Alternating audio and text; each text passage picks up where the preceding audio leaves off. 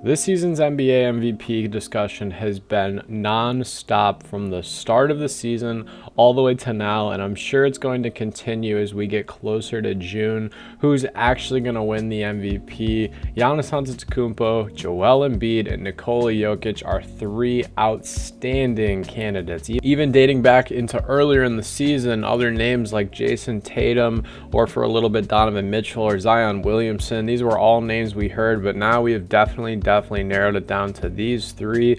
And to be honest with you, I don't think you can go wrong.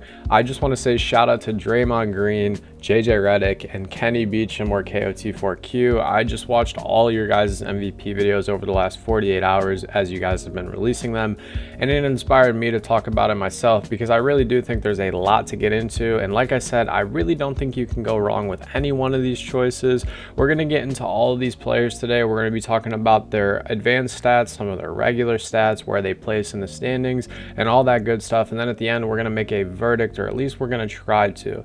But before we do all that, I just want to say thank you guys so much for 800 subscribers. It truly means the world to me. We're on the road to 1,000 subscribers, so if you're new here and want to support the channel, as we're uploading every day for the month of March, we're currently 16 uploads in a row. I would greatly appreciate if you considered hitting that subscribe button if you don't want to miss out on any of this daily NBA content. Without further ado, let's get straight in this video talking about Joel Embiid. Joel Embiid and the Philadelphia 76ers are 45-22. They are 2 games behind the Boston Celtics as they sit as the 3rd seed in the Eastern Conference.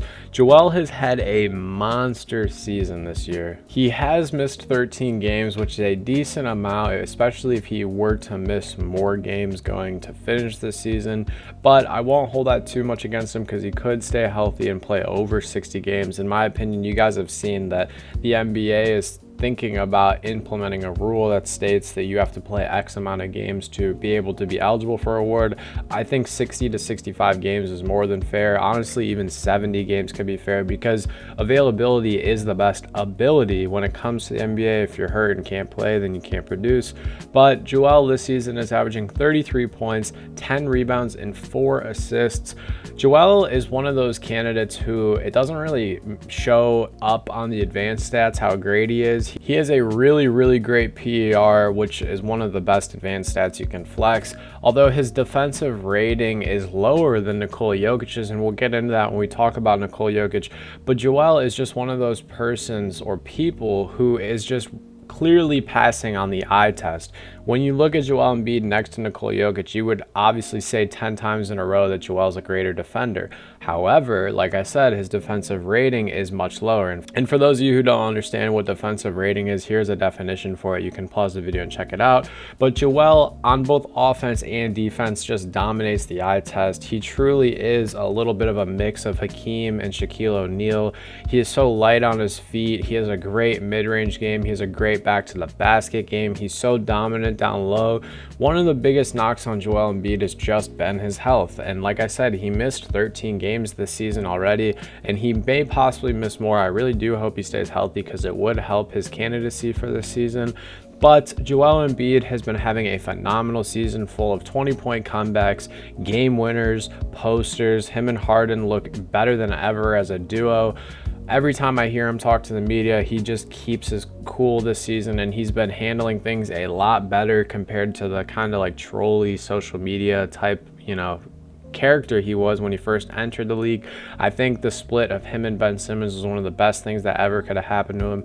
He needs someone who can take some of that offensive pressure off, and I think James Harden and the 76ers as a whole have done an amazing job of that. Joel has a very solid case. Let's talk about the next person, Giannis Antetokounmpo. Giannis and the Bucks are the best team in the NBA, and there's no question about it on record wise, at least. They're 50-19 in the first team in the Eastern Conference.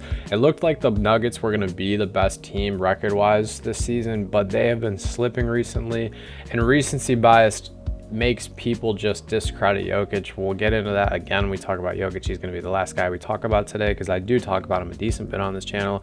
However, once this season started, I believe it was 8 games into the season, I posted a video that said Giannis Antetokounmpo is MVP. At first it was titled Giannis is the 2023 MVP. Same thing, different title, whatever. I really do think Giannis is underappreciated in this manner and in this venture. Yes, you guys have seen articles and stuff that are coming out saying, oh, Giannis is having a down year, quote unquote, or he's inefficient, this and that. It's not true. Yes, he is shooting a worse percentage from the field and from three, but his impact on the eye test goes beyond advanced stats. This Milwaukee Bucks team has a 75% win record when he is playing, and he is averaging 31.5 points, about 12 rebounds, and 5.5 assists a game. And like Joel, he's played 54 games this season. He has missed some time, but I really do think Giannis is sort of getting the Jordan and the LeBron effect. And if you guys are curious what I'm talking about, I just mean that in the sense that he has won it so many times and just been so dominant and so great, and so many times, only 2 times, but he has been so great and so consistent and so boring, the way he describes it, with his dominant and same copy and paste play style, that people just kind of forget about it. People don't talk about when he's having 40-point nights because it's just so regular for him. And I really do think that if advanced stats weren't so accessible like they are today, Giannis, like if Giannis played in the 2000s, he would be a much more MVP, because Nikola Jokic wins it a lot based off his, amazing dominance on the stat sheet and the advanced stats. But Giannis, he is just a player that would dominate in any era. He truly is a one of one. What he does for this Milwaukee Bucks team night in and night out, even when he's starting or if he's on the bench, his energy is just absolutely infectious. Every single player and teammate that he's had has said nothing but good things about him. I really do enjoy Giannis's game. People may say it's boring. He even said, I've talked about this in videos before, that he wants it to be boring for people because that's what the greats do. They go out and do the same thing every night. Giannis is a one of one, and I feel like he's being really disrespected in this MVP candidacy. It just seems like people are not giving him a nod. It seems like every video I watch, the thumbnail is just Joel Embiid and Nikola Jokic. And yes, those two are having phenomenal, crazy seasons. However, Giannis should not be forgotten about. And one thing I want to say before we get talking about Nikola Jokic and finish talking about Giannis, shout out to the international talent in the NBA. 3 of the leading votes in MVP are Giannis, Nikola Jokic, and Embiid, obviously, and they are all not American, and I just think that's super awesome that their talent has expanded into our league. It's just really, really great to see. Third and final man we're going to talk about, Nikola Jokic of the Denver Nuggets. Now, the Nuggets are 5-5 in their last 10 games, and they did go on a pretty terrible losing streak. They did lose 3 in a row, and one of them was to the Spurs, and one of them was to the Nets. But the Nuggets have the best home record this season at 30-6, and they are 46-23. They're the first seed by a pretty sizable margin. I don't think anyone's going to catch them in the West. Jokic this season is averaging 25 points, 12 rebounds, and 10 assists, and he's played 61 games out of the 67 that have been held this season.